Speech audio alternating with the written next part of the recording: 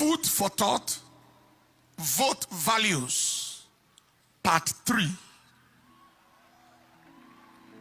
Now someone may ask, why food for thought? The reality is, we are gradually getting overwhelmed with the plague of thoughtlessness in our nation, in our generation. One of our close staff observed the other day that things we should think about in this nation are quickly turned into jokes, jesting. No action is taken, and the subject matter gets quickly forgotten and permanently swept aside. On the other hand, things that deserve no thought at all, that should be considered as frivolous and mischievous jokes from at times people of questionable sanity, are turned into subjects of discussion and distraction from core objectives at hand. Serious things are treated as jokes, and jokes are treated as serious things. It is the plague of thoughtlessness and disfocus that has bedeviled our land for a long time. But the fact is, there is a link between thought and result. Thought determines result. Quality of thought determines quality of result. If we must have quality results, we must think qualitative thoughts. The reason why we have not experienced much of qualitative results as a nation is because we have not embraced qualitative thinking as a people. Our mentality determines our destiny. Our mindset determines our outcome. If we don't think, we sink. Until we activate our brain, we do not actualize our gains. To change our season, we must change how we reason. Something to think seriously about today is the level of disvalue, disregard, and disrespect the political class have for the people of Nigeria. We have to think about it. When the two major political parties in the nation made their choices of presidential and vice presidential candidates known, their lack of value, lack of regard, lack of respect for the Nigerian people was affirmed. The extent to which the interest, the yearnings, and the aspirations and welfare of the people didn't matter to them was validated. The degree to which the people of the nation have been taken for a ride, taken for granted by the political class, was authenticated. Their insensitivity, inconsideration, indifference, apathy, thoughtlessness, and imperviousness to the needs, the feelings, and the emotions of the Nigerian people was corroborated. It was made crystal clear. Why? One of the big two political parties in Nigeria chose a Muslim northerner as presidential candidate, despite the fact that the current president is of the same religion, an ethnic group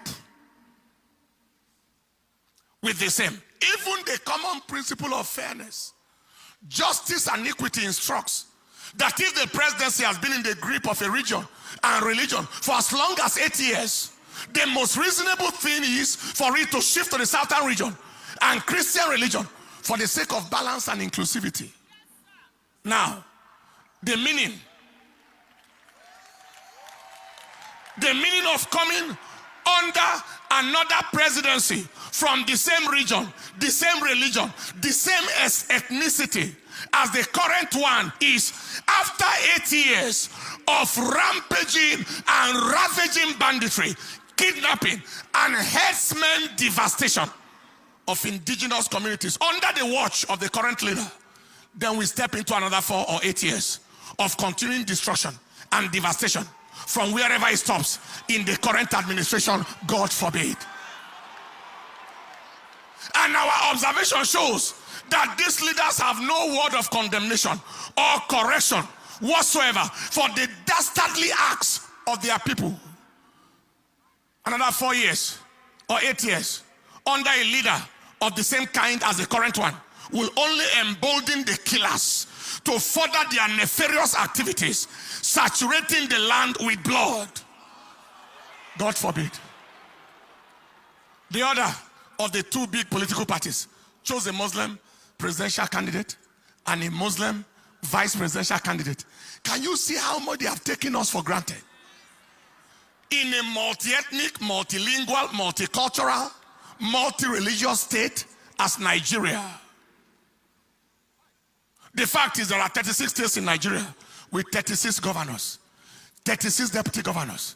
Out of 36 governors, 19 are Christians. That is 53%, more than half. Out of 36 deputy governors, 21 are Christians. That is 58%.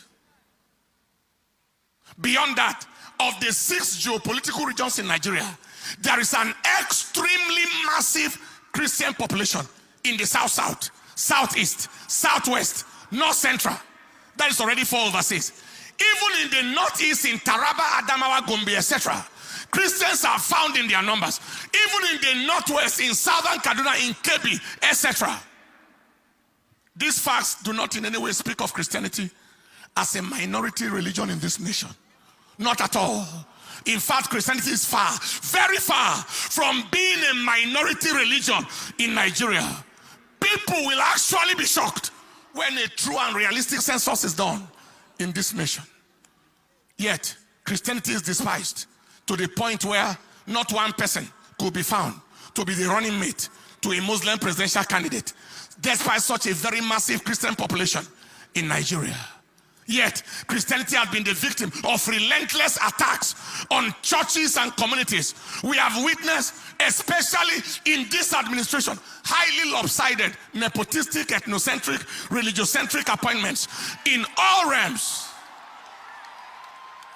The armed forces, the judiciary, the executive, the legislature, the civil service, all lopsided appointments despite overwhelming Christian population in Nigeria. And now they want to place Muslim president and vice president on top of all of that, despite the fact that a Muslim president has literally ruled and ruined the country for almost 80 years now. And people are expected to watch on in cowardice and timidity. That will not happen. The conclusion is the two big political parties, as well as the leaders of our land, have shown us no value, no respect, no regard for the people of the nation. They are solely driven by personal interests and at times religious and ethnic interests. We are therefore left with no option than to totally reject the action of the two political parties for insulting our collective sensibility, undermining our human dignity, and desecrating our worth and value as a people. Only one credible, reasonable, sensible choice is left. Only one.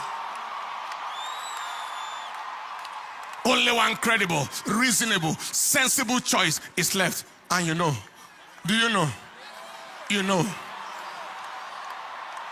Vote value, vote principles, vote character, vote capacity, vote fairness, vote justice, vote equity. Stand up on your feet.